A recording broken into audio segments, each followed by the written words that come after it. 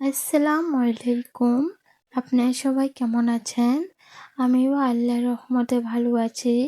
আমার ভিডিওটি কাছে কিংবা দূরে, দেশ কিংবা দেশের বাহিরে যারা দেখছেন তাদেরকে অসংখ্য ধন্যবাদ। গতকাল বলেছিল জান্নাতের হাঁসে ডিম পাড়েছে, তার জন্য আজ সকালবেলা ক্যামেরাটা নিয়ে গেলাম যে দেখি হাঁসে ডিম পাড়ছে কিনা। এদিকে ডিম হাঁসের ঘর থেকে বের করে এক শুনি দুর্ঘটনা ঘটেছে আমাদের বাড়িতে। ডাকাত আসছিল, এই যে দেখেন ডাকাতের অবস্থা, একটা ছুরি, বিশাল বড় ছুরি, গরু জবাই দেওয়ার ছুরি ভুলে রেখে গিয়েছে।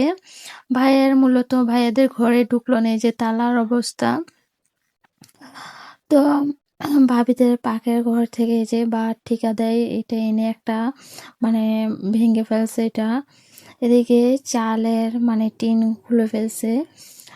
কি একটা অবস্থা! এমনিতেই ডাকাতের ভয়ে রাত্রে ঘুম আসে না, এর ভিতরে যদি বাড়ির ভিতরে এরকম হয় কি বলবো বলেন।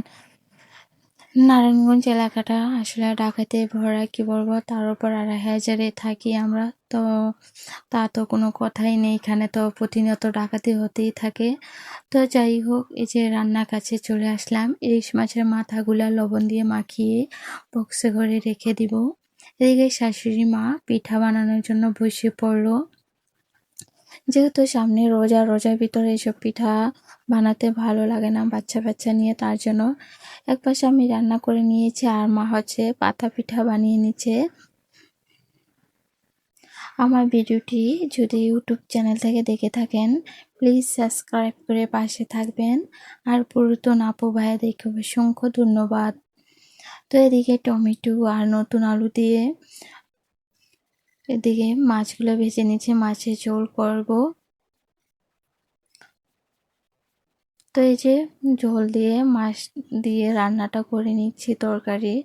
আজকের ব্লগ ভিডিওটি আপনাদের কাছে কেমন লেগেছে সবাই কমেন্টের মাধ্যমে জানাবেন। আজকের ভিডিও এই পর্যন্তই। আল্লাহ হাফেজ।